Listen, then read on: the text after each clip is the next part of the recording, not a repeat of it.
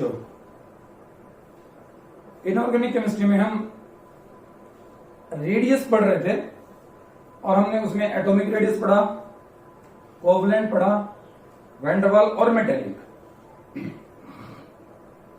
उसके बाद हमने कैटायन, पेरेंट एटम और अनायन, उनके आयनिक रेडियस का हमने कंपैरिजन किया और एक रिलेशनशिप हमने बनाया था कि कैटायन का रेडियस चार्ज के डायरेक्टली होता है, चार्ज ज्यादा होगा कैटायन का, सॉरी कैटायन का इनवर्सली होता है, कैटायन पे चार्ज अगर ज्यादा होगा तो रेडियस कम होगा।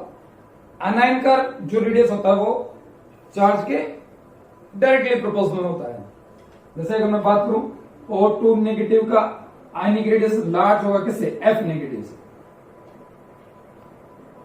तो रेडियस के बाद समझने के बाद कि रेडियस होता क्या है, उसके बाद नेक्स्ट हम बढ़ रहे हैं कि फैक्टर्स कौन है जो किसी भी एटम या आयन के रेडियस को अफेक्ट करेगा और क्या ट्रेंड्स बनते हैं हमारे पास पीरियडिक टेबल में जब हम पीरियड्स में मूव करते हैं और जब हम ग्रुप्स में मूव करते हैं वो हम आज पढ़ेंगे। तो देखो मैं पीरियड्स की पहले बात करता हूं और फिर ग्रुप्स की बात करते हैं, फिर हम कॉज फाइंड आउट करते हैं, रीजन क्या है उसके पीछे। पीरियडिक टेबल में सपोज कीजिए मैं मूव किया कहां से, लिथियम से, lithium, beryllium, boron, carbon, nitrogen, oxygen, fluorine और नियोन।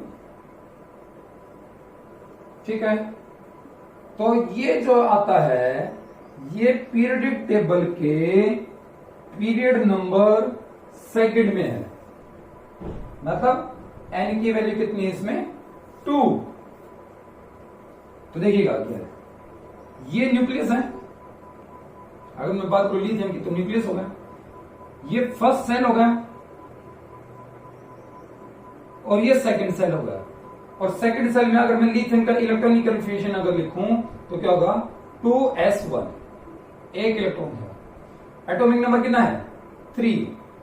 प्रोटॉन कितने भाई, प्रोटॉन है 3, इलेक्ट्रॉन भी 3 है, लेकिन तीन में से 2 इलेक्ट्रॉन तो कहां है, इनर शेल में है, एक इलेक्ट्रॉन कहां है, आउटर शेल में है। ठीक है, आगे बढ़ते हैं। नेक्स्ट क्या होगा, नेक्स्ट होगा आपका बेरिलियम। बेरिलियम में क्या स्टोरी होगी, कितना एटॉमिक नंबर बेरिलियम का, बेरिलियम का एटॉमिक नंबर भाई 4 एटॉमिक नंबर है। प्रोटॉन कितने हैं, 4 है, इलेक्ट्रॉन कितने हैं, 4 है। 2 इलेक्ट्रॉन कहां है, इनर शेल में, और 2 इलेक्ट्रॉन कहां है, आउटर शेल में। 2 इलेक्ट्रॉन कहां है, आउटर शेल में। ठीक है, ये होगा आपका ये।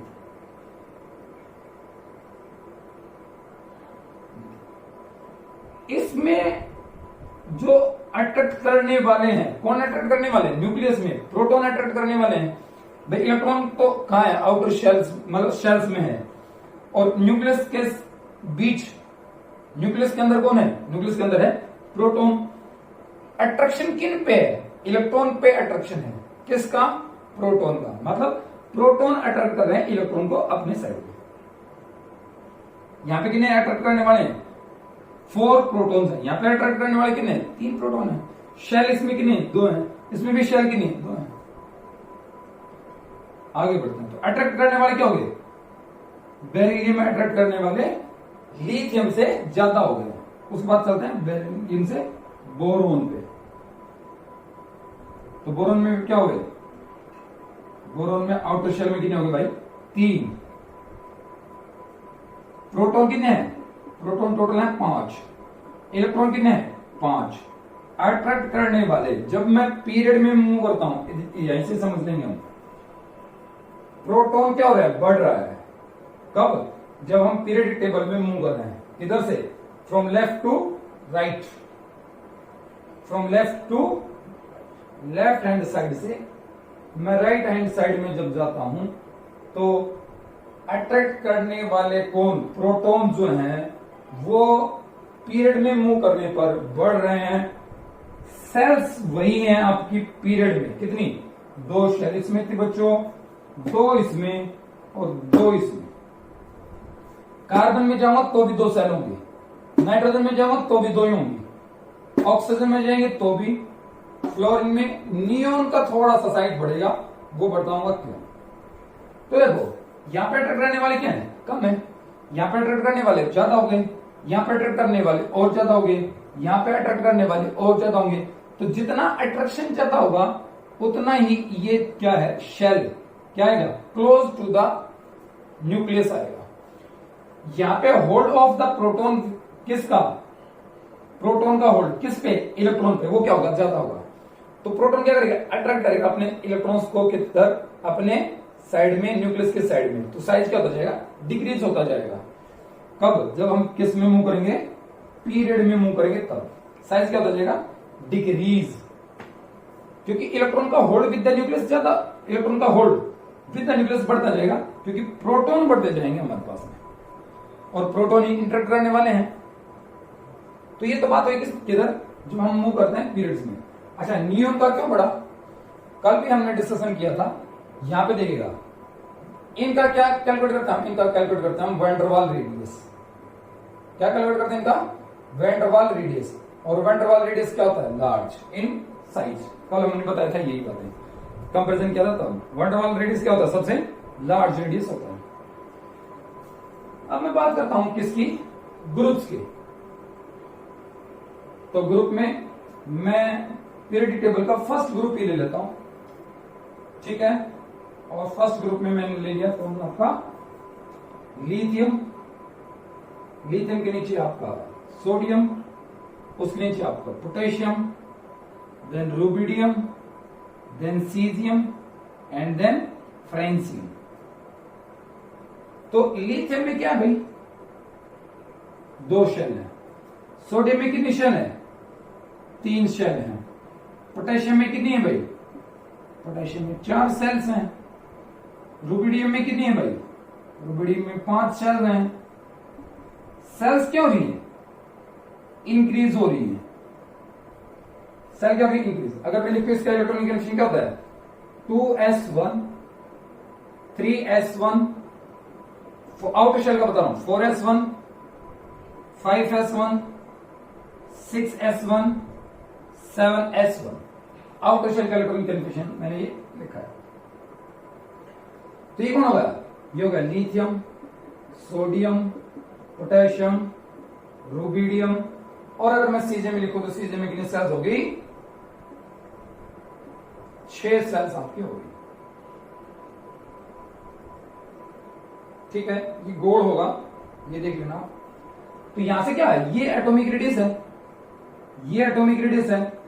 कोई भी बता देगा, जिसमें दिमाग नहीं है बिल्कुल, वो भी बता देगा। क्या बता देगा कि ये क्या हो रहा है, रेडियस क्या हो रहा है, बढ़ रहा है। और बढ़ क्यों रहा है, क्योंकि एक एक शेल बढ़ रहा है, एक एक शेल ऐड होता जा रहा है। जब हम डाउन द ग्रुप मूव कर रहे हैं, 2 शेल थी, फिर 3 हुई, फिर 4 हुई, फिर 5 हुई, फिर 6 हुई, और फ्रेंसियम में 7 हो जाएगी। मतलब बढ़ रहा है रेडियस, क्यों, क्योंकि हमारे पास में सेल्स बढ़ रहे हैं। अब आता है फैक्टर में, एक फैक्टर पढ़ रहा हूं यहां से आज, जो क्या करेगा, रेडियस को अफेक्ट करता है। किसी एटम के रेडियस को क्या करता है, वो अफेक्ट करता है। और वो क्या है आपका, वो है आपका अफेक्टिव न्यूक्लियर चार्ज। पहले तो समझते हैं न्यूक्लियर चार्ज क्या होता है। न्यूक्लियर चार्ज मतलब न्यूक्लियस पे चार्ज, ठीक है। किस पे चार्ज भाई, न्यूक्लियस पे चार्ज। और न्यूक्लियस पे क्या चार्ज है, पॉजिटिव चार्ज। किसकी वजह से है वो, प्रोटॉन की वजह से है। किसकी वजह से है वो, प्रोटॉन की वजह से है वो चार्ज, ठीक है। प्रोटॉन की वजह से क्या, वो पॉजिटिव चार्ज है। और उसी को ही क्या बोलेंगे हम, न्यूक्लियर चार्ज बोलेंगे। वही न्यूक्लियस का चार्ज इलेक्ट्रॉन को इंटरेक्ट करता है, अपनी साइड में अट्रैक्ट करके रखता है, खींचता है अपनी साइड में। और जब भी अगर न्यूक्लियर चार्ज ज्यादा होगा तो इंटरेक्शन बढ़ेगा, electron cloud close to the nucleus जाएगा और साइज इफेक्ट होगा, डिक्रीज हो जाएगा साइज। अगर न्यूक्लियर चार्ज ज्यादा है तो ये हमने पीरियडिक टेबल के अभी जो कंपैरिजन किया था, पीरियड्स में ट्रेंड्स पढ़ा था, साइज डिक्रीज होता है, उसका कॉज भी होगा, क्योंकि वहां पे भी हमने पढ़ा था क्या, पहले जब हम लिथियम वाले पीरियड में मूव करते हैं तो लिथियम में कितने प्रोटॉन है, 3, फिर 4 हुए, फिर 5, 6, 7 प्रोटॉन बढ़ते गए थे।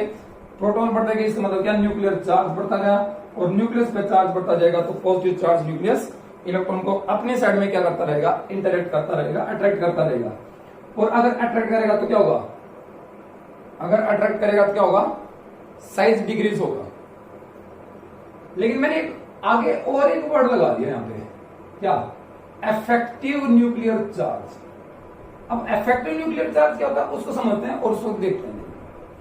एक एग्जांपल में लेता हूं, सपोज मैं एग्जांपल ले लेता हूं किसका, जिंक का एक मैंने एग्जांपल ले लिया, इसका एग्जांपल लिया, जिंक का एक एग्जांपल मैंने ले लिया। न्यूक्लियस जिंक का इलेक्ट्रॉनिक कन्फिगरेशन क्या भाई, जिंक का इलेक्ट्रॉनिक कन्फिगरेशन क्या है, 1s2, 2s2, 2p6, 3s2, 3p6, 3d10, 4s2। ये इलेक्ट्रॉनिक कन्फिगरेशन किसका भाई, ये इलेक्ट्रॉनिक कन्फिगरेशन आपका जिंक का, 3s2, 3p6, 3d10 and 4s2। Atomic number कितना है जिंक का, 30। तो प्रोटॉन कितने हैं, प्रोटॉन 30 हैं, तो न्यूक्लियर चार्ज क्या भाई, 30। न्यूक्लियर चार्ज क्या मिलता है हमने भाई, न्यूक्लियर चार्ज क्या होता है, न्यूक्लियस पे चार्ज, न्यूक्लियस पे चार्ज क्या, प्रोटॉन का होता है न्यूक्लियस पे चार्ज, और कितना है वो, 30 आपका है। न्यूक्लियस पे चार्ज क्या है, 30 प्रोटॉन्स का है। ठीक है, अब मैं बनाता हूं इसका क्या, एटम बनाते हैं और उसमें इलेक्ट्रॉन्स फिल करते हैं, किसके, जिंक के।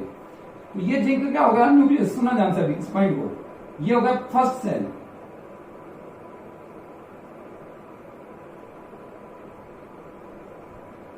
ये हो गया बच्चों सेकंड सेल, ये हो गया थर्ड सेल, और ये हो गया आपका फोर्थ सेल। कितने सेल है, फोर्थ सेल ये हो गया। ये 4 सेल आपकी होगी। तो इस केस में एग्जांपल ले रहे हैं हम किसका, जिंक का। ठीक है, अब सुनना, पहले सेल में कितने इलेक्ट्रॉन्स है भाई, 2। ये कौन सी सेल है, फर्स्ट सेल। ये कौन सी सेल है, सेकंड सेल। सेकंड सेल में इलेक्ट्रॉन कितने हो गए, 8। ये कौन सी सेल है, थर्ड सेल, इलेक्ट्रॉन कितने हो गए, 2, 6, 10, 18।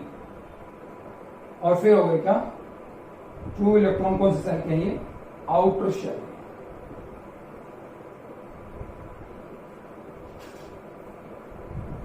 फाइन। अब क्या सुनिएगा, मान लो यहां पे इलेक्ट्रॉन है हमारे पास, यहां पे भी इलेक्ट्रॉन है, यहां पे भी इलेक्ट्रॉन्स है, अंदर इलेक्ट्रॉन्स है आपके, कितने कितने हैं वो मैंने लिख रखा है यहां से, ये सब इलेक्ट्रॉन्स हैं और ये सब मूव कर रहे हैं।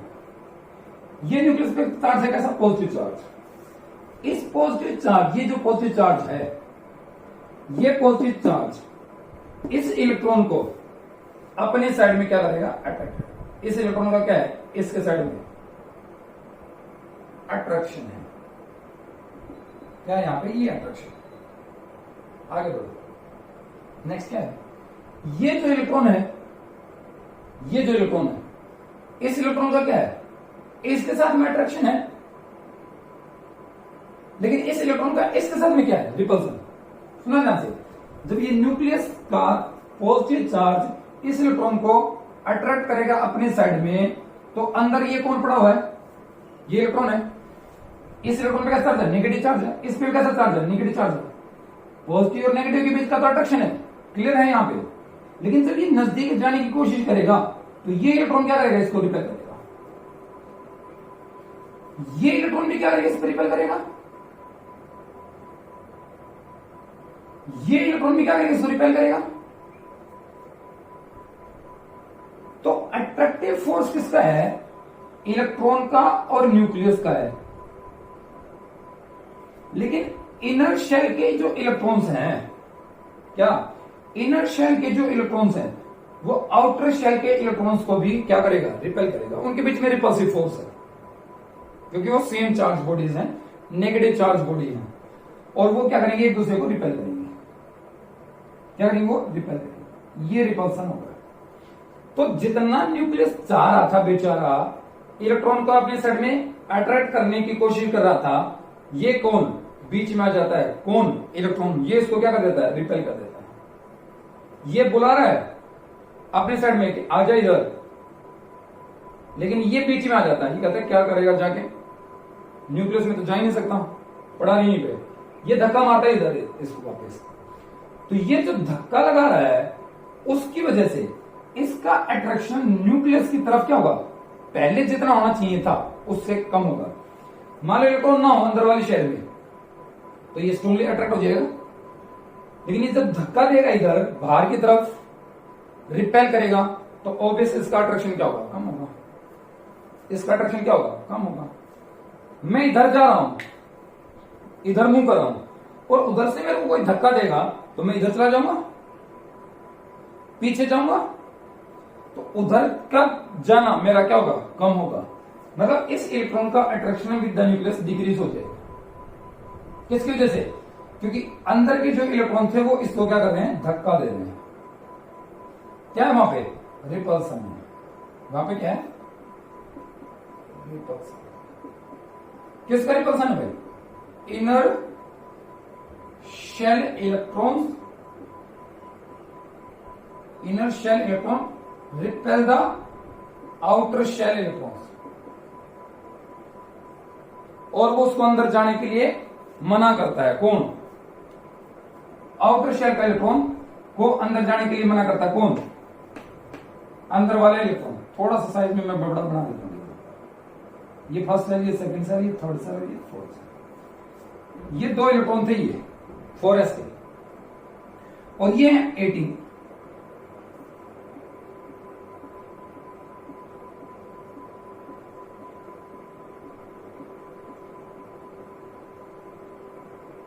ये हो गए 18। पता नहीं थोड़े कम ज्यादा तो नहीं हो गए, 1 2 3 4 5 6 7 8 9 10 11 12 16 17 18, ये हो गए होंगे 18। 1 2 3 4 5 6 7 8 9 10 11 12 13 14 15 16 17 18 इलेक्ट्रॉन्स ही होगा। ये जब इधर अट्रैक्ट हो रहा है, क्यों, क्योंकि ये न्यूक्लियस है, ये अट्रैक्ट कर रहा है, तो ये क्या करेगा, ये इलेक्ट्रॉन इसको रिपेल करेगा। तो अंदर से ये क्या होगा, एक तरह से ये स्क्रीन हो गई। किसकी, इस इलेक्ट्रॉन को अंदर रोकने के लिए क्या होगी, एक तरह से स्क्रीन हो गई। या फिर क्या होगी, एक तरह से ये शील्ड हो गई, आपकी शील्ड हो गई। वो डॉक्टर्स लगाते हैं ना आजकल, शील्ड समझते हो तुम, डॉक्टर्स लगाते हैं ना कोरोना वायरस के लिए, बाहर से फेस कवर। वो क्या है, शील्ड है। क्या करता है, वो वायरस को अंदर जाने से रोकता है। वही क्या है, एक शील्ड की तरह काम कर रहा है ये। कौन, ये अंदर के इलेक्ट्रॉन्स। किसके लिए, इस इलेक्ट्रॉन के लिए अंदर जाने के लिए मना करते हैं। तो इसी को ही हम क्या बोलते हैं, स्क्रीनिंग इफेक्ट, या फिर बोलते हैं इसको शील्डिंग इफेक्ट। और इसकी वजह से जो पहले वो न्यूक्लियस इंटरेक्ट करना चाह रहा था, अपने साइड में अट्रैक्ट करने की कोशिश कर रहा था, वो अट्रैक्शन इनकी वजह से कम हो गया। क्या हो गया, कम हो गया। तो पहले जो अट्रैक्शन है वो तो मान लो मैंने ले लिया टोटल अट्रैक्शन, टोटल जो न्यूक्लियर चार्ज था जो अट्रैक्ट कर रहा था इलेक्ट्रॉन को, वो होगा Z। ठीक है, उसमें से कुछ ये इसकी वजह से अट्रैक्शन क्या हो गया, कम हो गया। तो ये तो क्या था, सुनो, Z इफेक्टिव, जेड इफेक्टिव क्या है? Effective nuclear charge. क्या होगा भाई? Total nuclear charge. क्या बच्चों? Total nuclear charge. उस टोटल न्यूक्लियर चार्ज में से उस टोटल न्यूक्लियर चार्ज को कम कर दिया किसने? इसने। इसको कम कर देता हूं, इसको कम कर देता हूं। क्या हो गया? शील्डिंग इफेक्ट हो गया। शील्डिंग इफेक्ट को माइनस कर दिया तो जेड इफेक्टिव को क्या लिख दिया मैं? जेड इफेक्टिव स्टार लगा देता हूं, इसको तो क्या? जेड माइनस, और शील्डिंग इफेक्ट को मैंने लिख दिया किससे? सिग्मा से। सिग्मा। तो ये क्या गया? Calculation for the Z effective. Calculation for the Z effective. अब जेड इफेक्टिव निकालने के लिए मेरे को जेड की वैल्यू पता होनी चाहिए और सिग्मा की वैल्यू पता होनी चाहिए, है ना? जेड की वैल्यू तो simple number of the proton है। मान लीजिए जिंक है तो जिंक के केस में क्या होगा? प्रोटॉन कितने हो गए? 30। तो न्यूक्लियर चार्ज क्या है? 30। अब सिग्मा है हमारे पास। सिग्मा को कैसे हम कैलकुलेट करें? उसके लिए एक रूल आता है और उसको बोलते हैं हम क्या? Slater rule. क्या बोलते हैं उसको? Slater rule. क्या होता है स्लेटर रूल में भाई? वो पढ़ते हैं 4s2 था ये। स्लेटर रूल आता है क्या कैलकुलेट करने के लिए? सिग्मा कैलकुलेट करने। तो स्लेटर अंकल क्या कहते हैं? पढ़ते हैं स्लेटर के बारे में। सिग्मा कैलकुलेट करने के लिए रूल है हमारे पास में। तो ये था हमारे पास में, ये जिंक का मैं एग्जांपल ले लेता हूं। तो स्लेटर सिग्मा कैलकुलेट करने के लिए दो तरह से आता है, एक तो एस और पी के लिए और एक डी और एफ के लिए। डी और एफ के लिए एक रूल है, एस और पी के लिए एक रूल है। तो मैं पहले एस और पी के लिए कैलकुलेट करने की कोशिश कर रहा हूं। तो देखो यहां से मान लो मैं 4s पे, किस पे? 4s पे क्या कैलकुलेट करना चाहता हूं?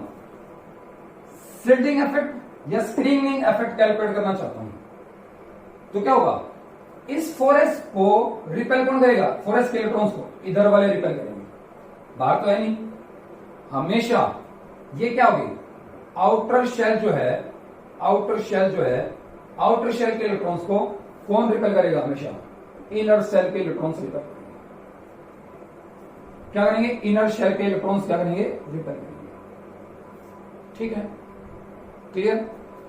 तो एन के लिए, किसके लिए? मैं इसको ले रहा हूं एन के लिए वैल्यू कितनी होगी? सिग्मा की वैल्यू एन के लिए वो होगी आपकी 0.35।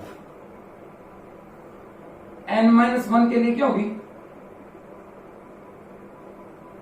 0.85। n-2 के लिए क्या होगी? 1। n-3 के लिए क्या होगी? 1।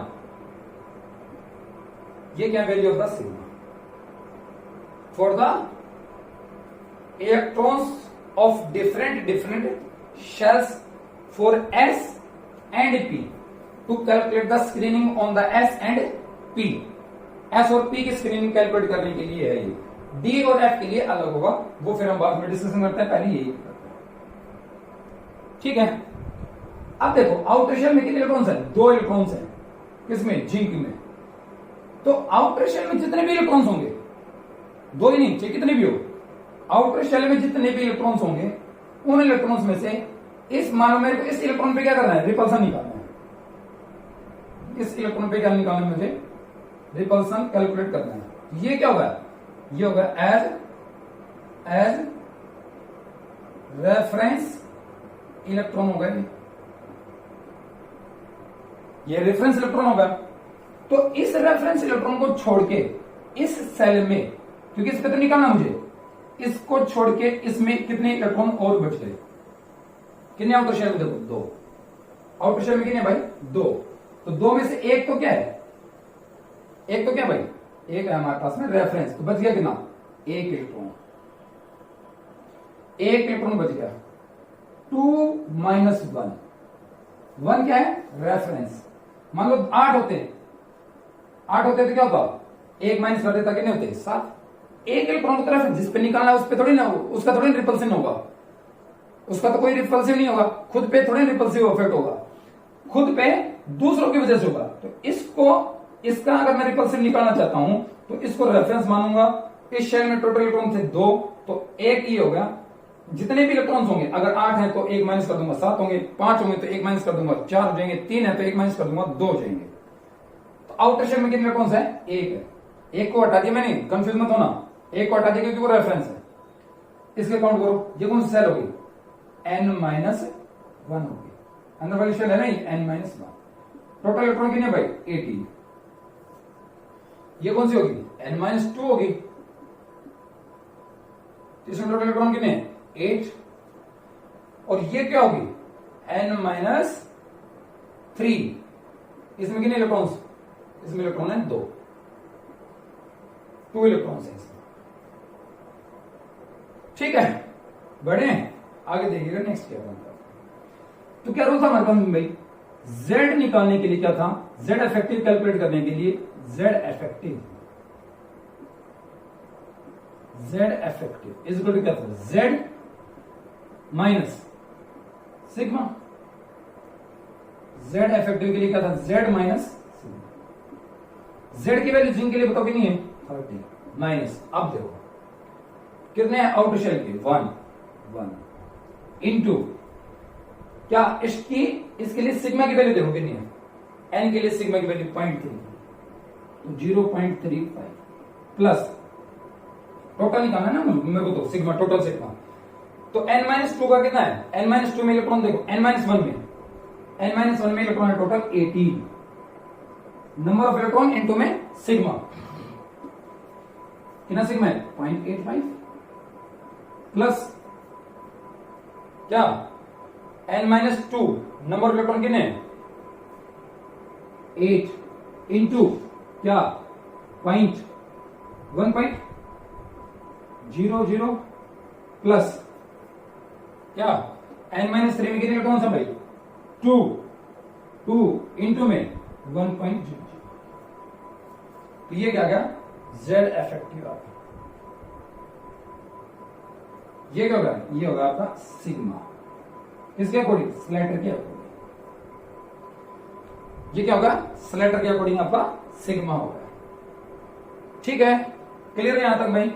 तो ये था आपका how we calculate the Z effective for the electron for the nucleus to attract the electron. Total कितना अट्रैक्ट कर रहा है, कितने फोर्स के साथ वो अट्रैक्ट कर रहा है, वो क्या होगा आपका? Z इफेक्टिव होगा। और उसी की वजह से साइज क्या होगा? डिक्रीज और इंक्रीज होगा।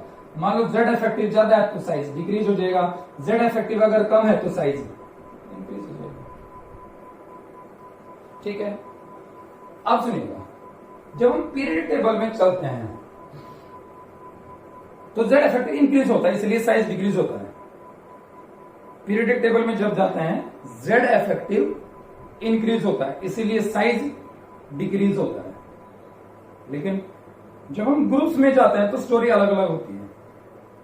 इस पॉइंट को सुनना ध्यान से, ये मैं मिटाता हूं, फिर डी और एफ के लिए करेंगे। क्या? अगर मैं जाता हूं कहां पे? ग्रुप्स में, तो एस और पी में अलग है और डी का अलग है। एफ में ग्रुप की कोई स्टोरी है नहीं, क्योंकि उसमें 2 बॉटम में पड़े हुए हैं 2 लाइन, वो आपका एफ है। तो एस और पी में क्या होता है? Z effective down the group Z effective क्या होता है? डिक्रीज होता है। क्या होता जाता है? डिक्रीज। या ऑलमोस्ट क्या रहता है? कांस्टेंट रहता है, थोड़ा सा डिक्रीज होता है। जेड इफेक्टिव क्या होता है? डिक्रीज होता है। किसके लिए? एस और पी के लिए। ठीक है, क्लियर हुआ? लेकिन डी के लिए Z effective down the group increase होगा। हम कैलकुलेट करके देख सकते हैं ये सब। कैलकुलेट कैसे करेंगे? फॉर्मूला बनाया अभी हमने, जेड इफेक्टिव इक्वल टू क्या? Z minus sigma. ठीक है, तो क्या होगा? एस और पी के लिए जेड इफेक्टिव डिक्रीज होगा, डी के लिए जेड इफेक्टिव इंक्रीज होगा। आगे बढ़िएगा। नेक्स्ट अब मैं करता हूं क्या? Slater rule. किसके लिए? डी और एफ के लिए।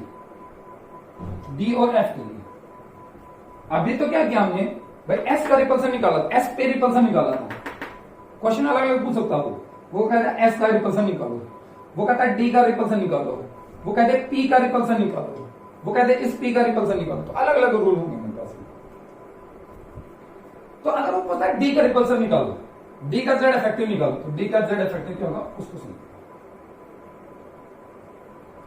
डी का जेड इफेक्टिव, तो डी क्या है, ये होगी आपकी शेल डी, और इसको रिपेल कौन करेगा, अंदर वाले रिपेल करेंगे। तो इसके लिए ये तो क्या होगा इनर, ये क्या होगा इनर, ये क्या होगा आउटर, और मैं आउटर को कंसिडर नहीं करूंगा क्योंकि आउटर का रिपल्सन नहीं है। आउटर उसको अंदर थोड़ी धकेल रहा है, वो तो न्यूक्लियस धकेल रहा है उसको अपने साइड में डायरेक्ट, उसको बाहर धकेल कौन रहा है, इलेक्ट्रॉन को। इस इलेक्ट्रॉन को बाहर ये थोड़ी धकेलेगा, ये इलेक्ट्रॉन धकेलेंगे इस इलेक्ट्रॉन को बाहर। मान लो ये डी का इलेक्ट्रॉन है और ये एस का इलेक्ट्रॉन है, तो इस इलेक्ट्रॉन को थोड़ी ना मानूंगा, ये थोड़ी ना इसको बाहर धकेलेगा, ये इलेक्ट्रॉन थोड़ी ना इसको बाहर धकेलेगा। बाहर धकेलने वाले तो अंदर के इलेक्ट्रॉन होंगे। मिटा देता हूं इसको। तो अब देखो भाई, तो ये तो कहानी, इसकी तो कहानी खत्म हो गई आउटर की। तो ये क्या होगा आउटर, ये अब ये आउटर बन गया क्योंकि इसका मेरे को निकालना है। ये क्या होगा इनर होगा, ये भी क्या होगा इनर होगा। अब डी के लिए क्या होता है, डी और एफ के लिए, डी और एफ के लिए एन के लिए वैल्यू होती है 0.35, किसकी, सिग्मा की। n-1 के लिए क्या होगी 1, n-2 के लिए क्या होगी 1। क्या हुआ, एस और पी में जो सेकंड वैल्यू थी 0.85 n-2 के लिए, वो यहां पे खत्म होगी, वो यहां पे खत्म होगी। n-1 के लिए जो वहां पे कितनी थी 0.85 थी, वो यहां पे नहीं है, 0.85 वाली नहीं है, बाकी कोई।